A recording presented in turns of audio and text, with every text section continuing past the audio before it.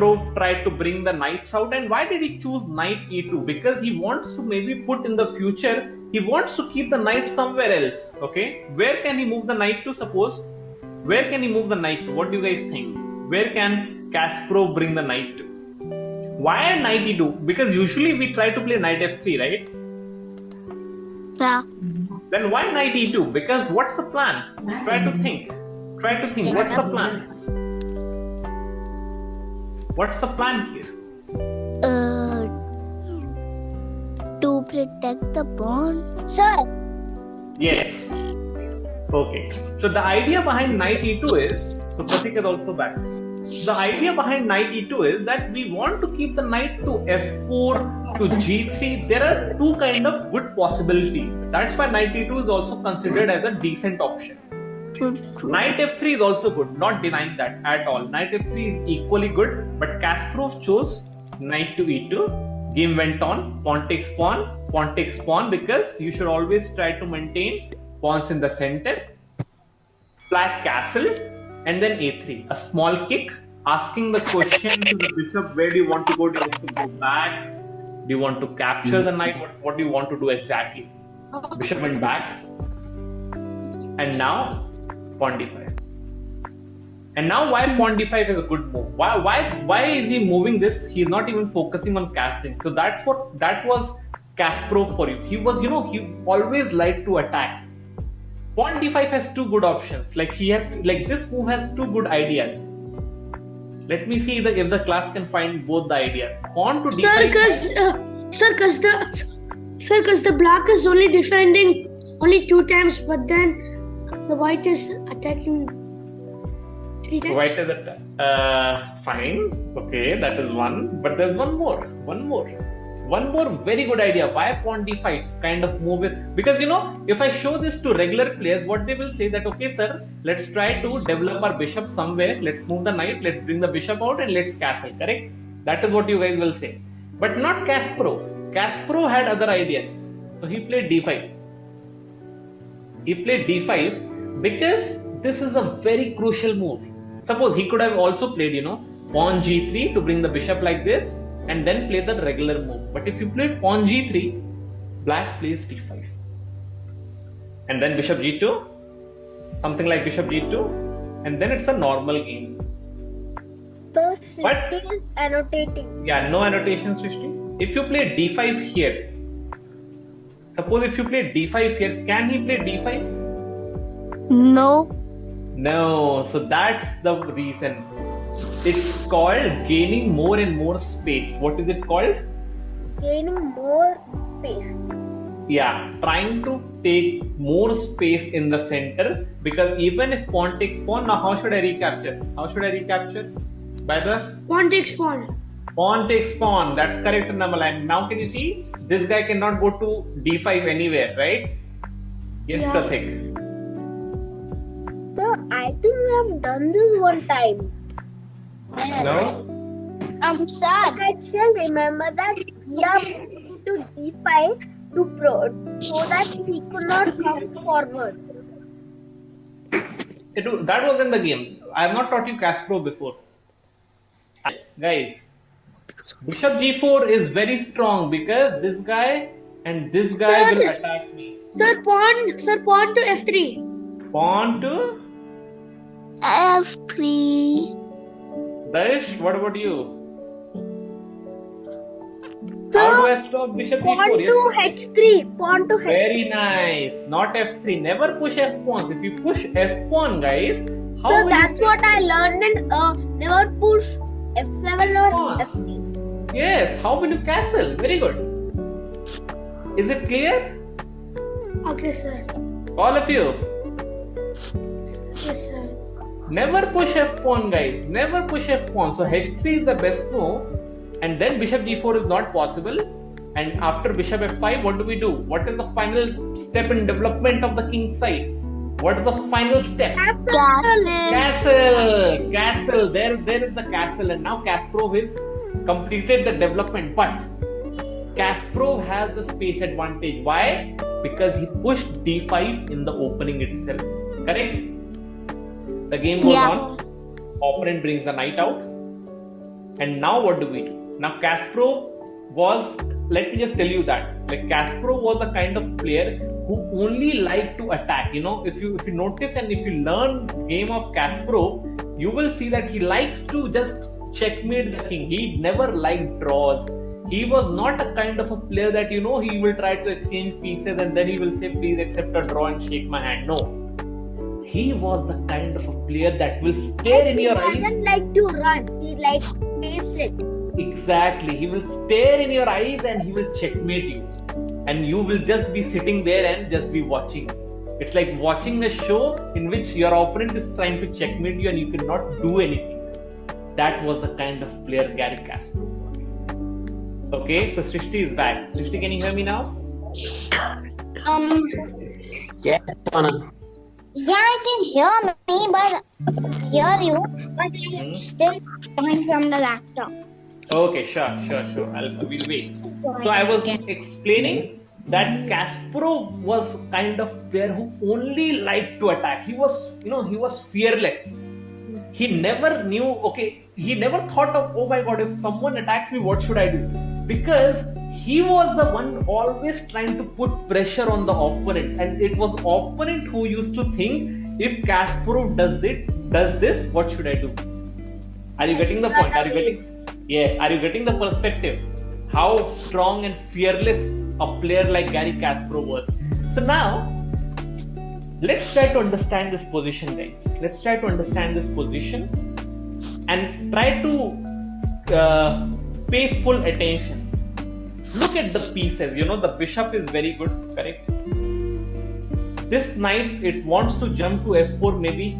Maybe bishop g5 is also the right choice to play, correct? These are good options, You want to bring the rook on the open file. These are all technical options, but not Kasparov. Kasparov liked to, I made a move by mistake. Kasparov liked to just push and destroy the wall. He was that kind of a player. Because many people, if I show this position, they will say, fine sir, let's bring the bishop out, right? Which is good, not denying that, which is decent. But he was kind of a player who liked to create, kind of attacking chances. So he used to play like forcing checkmate, yes. So he played g4 here. He played the move g4. Bishop goes here, and now should I exchange bishop to bishop? What do you guys say? No. So how should I recapture it? What do you guys think? With the knight. Exactly. So that's what Kasparov did. Probably with the knight. But not here. Not here.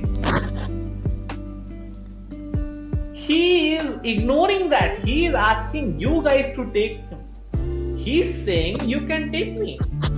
Yeah, but then his move is. And now he will take you with the king.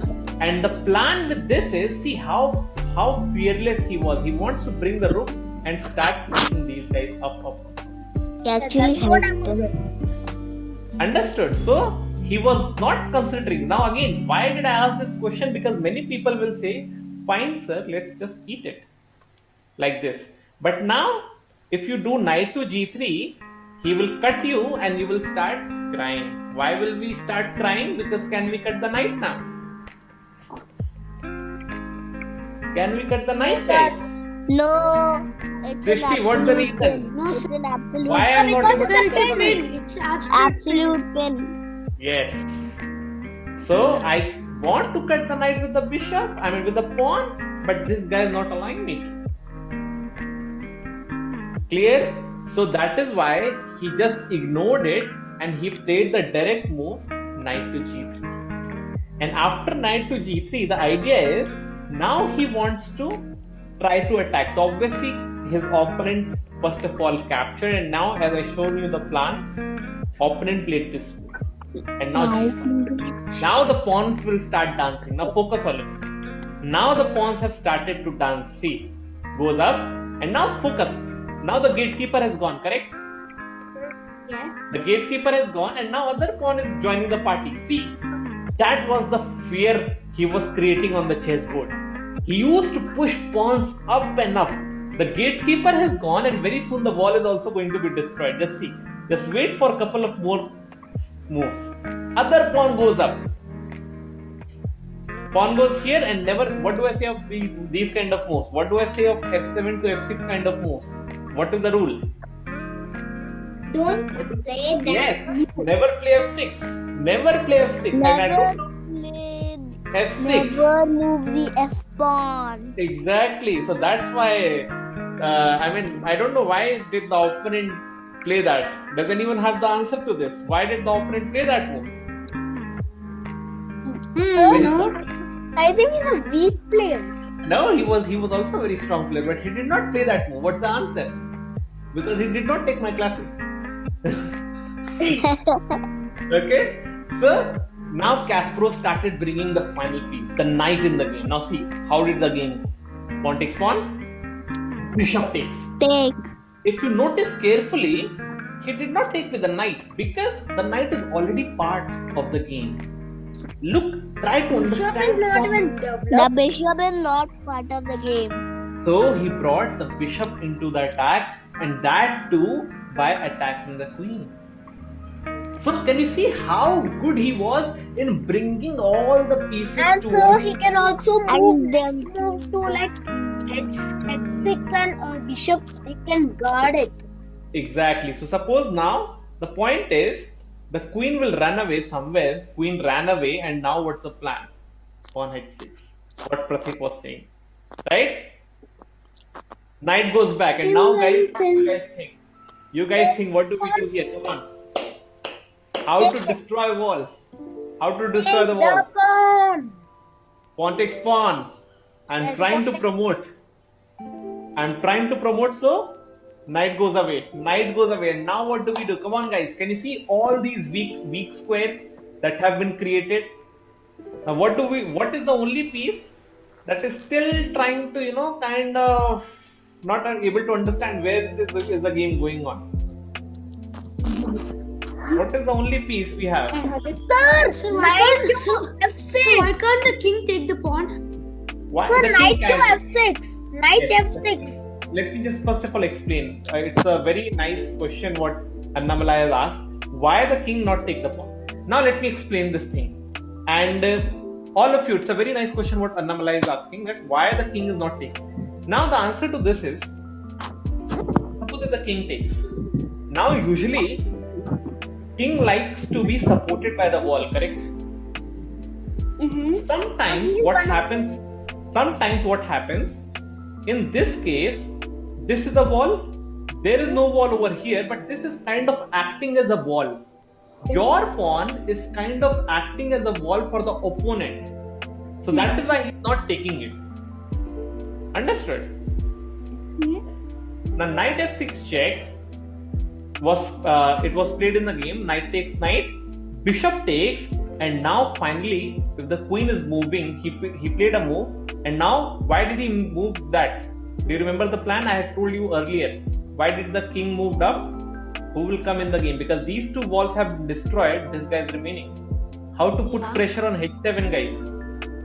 Rook to h1. Okay, so Darsh is saying rook h1. What about Srishti? Opponent wants to move queen to f1. Oh, but yeah, we want them to do that. I'll be happy to take it. So rook to h1. Rook h1, Annamalai is saying, Darsh is saying. So rook h1. Pratik is saying rook h1.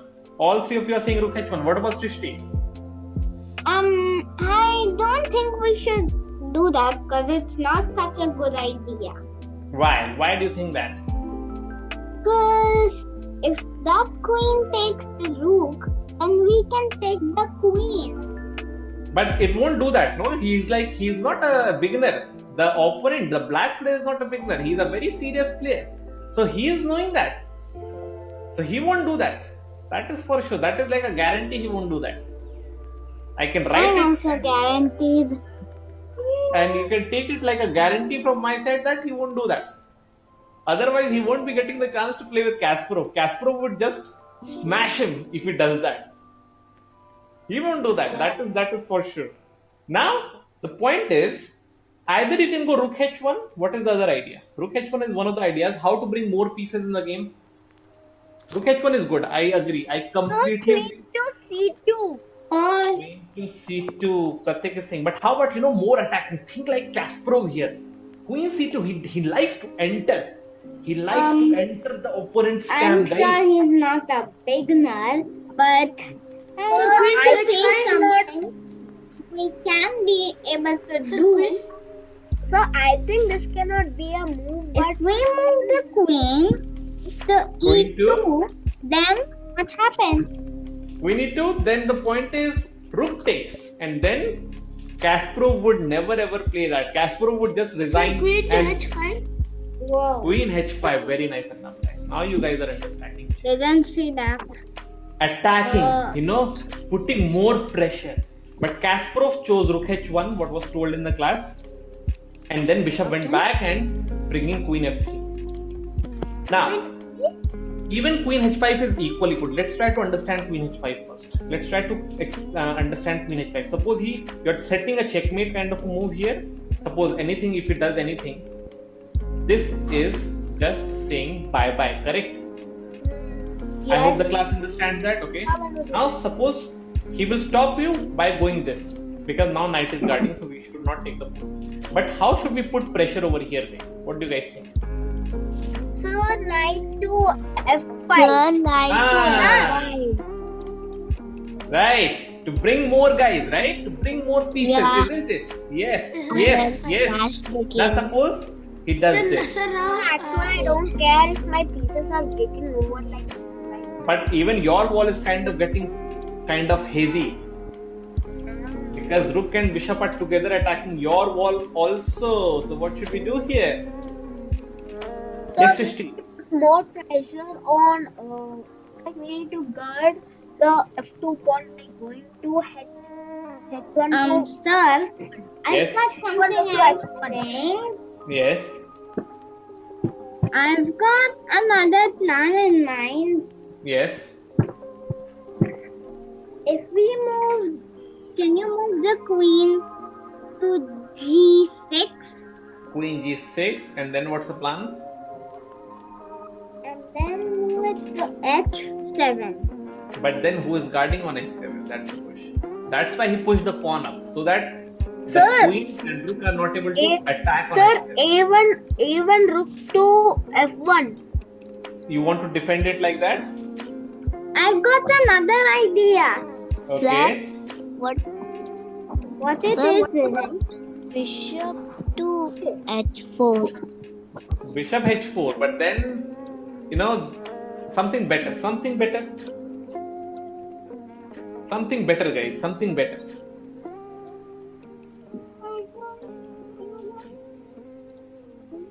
Think, take some time and figure out. Take some time and figure it out. Come on, you guys can do it.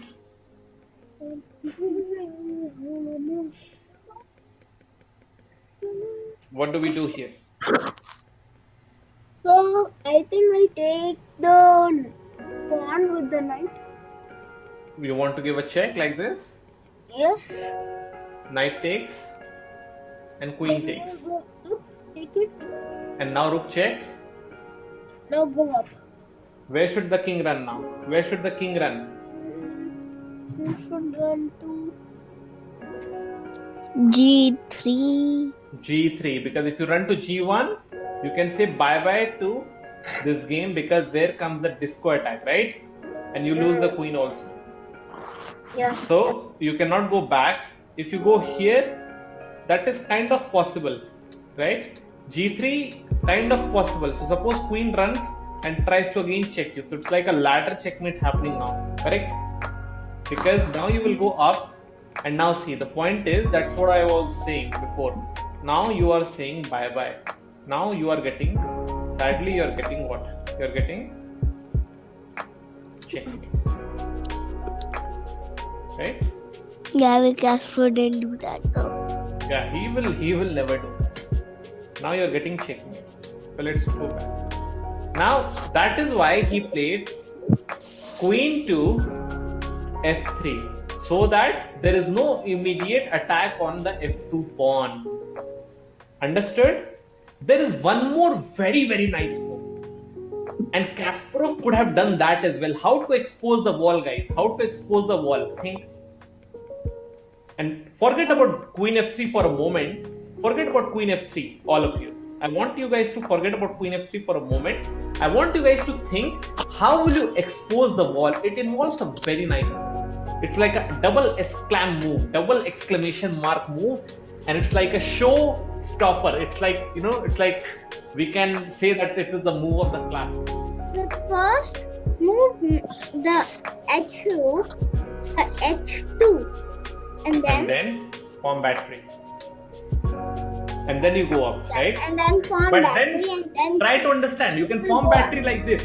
You were forming battery even early on. But what black is doing, he's pushing pawn up. And now knight is the defender of the pawn and we are not able to break through. We are not able to try to enter here.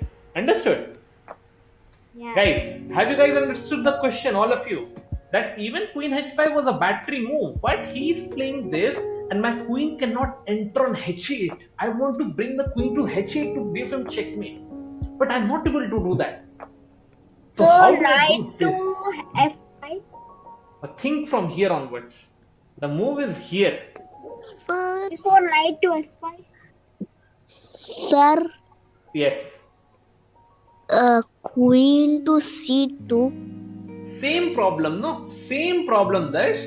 That I will not allow the queen and rook to enter. I will just put this. And again, you're not able to break through the H6 pawn. Understood? That is why, you know, that is why knight is called as the best friend. Because every time if the knight is around the king, no, it becomes super difficult to attack the king. And that is why it's called as the gatekeeper. It's called as the best friend. Clear? Okay, but now try it again. From here, I want the class to try. Annamalai, what about you? You have been muted for a long time. You are seeing a game of Kasparov. Kasparov never likes to be on mute. He likes to be on fire, never on mute.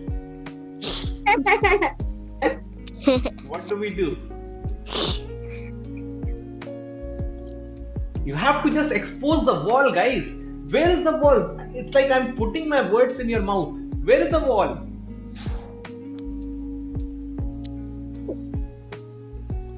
The wall is on Sir, knight to the wall is F5. on F7 and H7. F7 is no wall. Walls are only constructed by pawns, not by pieces. Then F7 is Knight to F5. You are not understanding. H7 is the only wall, yes. So how to expose it? So rook to H7? Exactly. What? Sacrifice of the day. Sacrifice of the day coming up on the screen right now. King takes. Now what do we do? How? The wall is gone. check. Now check. Now check. Check. Queen D5, H5. D5. Queen D5. H5. Queen H5 check. And now let him go back. Now what do we do? Not over yet. Not over yet. Come on. Now what do we do, guys? Sorry. Rook Sir, rook to A1. Sir, rook to H1. Nope. It's slow. It's slow. Direct. Come on, Pratik. You found the move there like before. You have to find the move even now. What's the continuation here? Earlier you sacrificed the rook, Again correct? sacrifice. I don't know. Maybe. Maybe.